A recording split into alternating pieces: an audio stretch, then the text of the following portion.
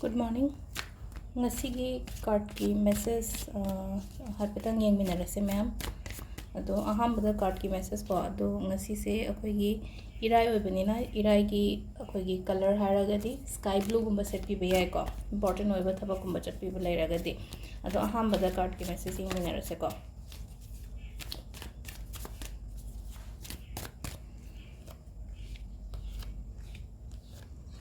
Sida lere ko we 3 cards ko 3 cards sida gi ama choose to birase kari energy leke habado ngasi gi oina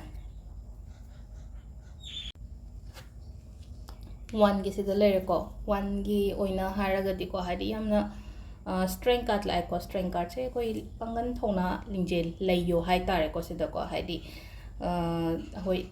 emotionally strong oigadaba matam ne be amna hojik se hai tare ngasi gi oina haragani ko hadi daily gi oina harabni na hai tare ngasi se amna hai tare ko mina keno ma har ko matam da down chat kanu ko hadi ai do keno tawe hadi ai do strong oye haina dum khanbi bodo hai tare ko hadi ai ngoda kanamta na hadi keno to bongam moi ai sai thanda ai gi damak ta dum lepcha bangam ni hai tare ko dum mai to khanbi ba hai tare ko hadi yamna low chat ba keno to da ba hai tare ko sida emotionally down chat ba pangan thona layo hai tare ko samna hai bada aduga ani subasina ko ani subasina 4 of sort like 4 of sort ko hadi keno to ro ko hai tare hajik se healing gumba to ro ko gumba hai tare ko healing se nga sai gi hadi problem any kind of problem gumba da heal gumba to ro ko hai da na ba hai se relationship hai se pesha gi da hai se tamna phagala ko gumba mai oina oire ko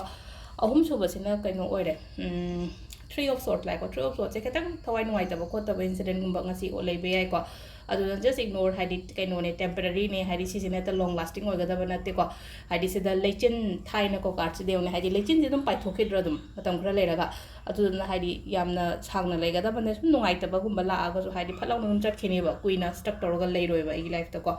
aduga timing se mari ga minute nipuma pandagi na nipan ga nate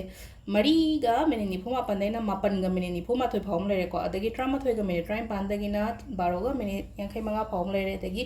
mari ga minute mapan dagi na manga ga minute nipu tare phawm lere adagi nipan ga minute kun try thoi de na nungdang gi pung mapan ga minute yankai manga phawm lere aduga trama thoi ga minute try pandagi na nongalam dagi pung ahum ga minute kun tare phawm lere ko sisina khoi gi ngasi gi oina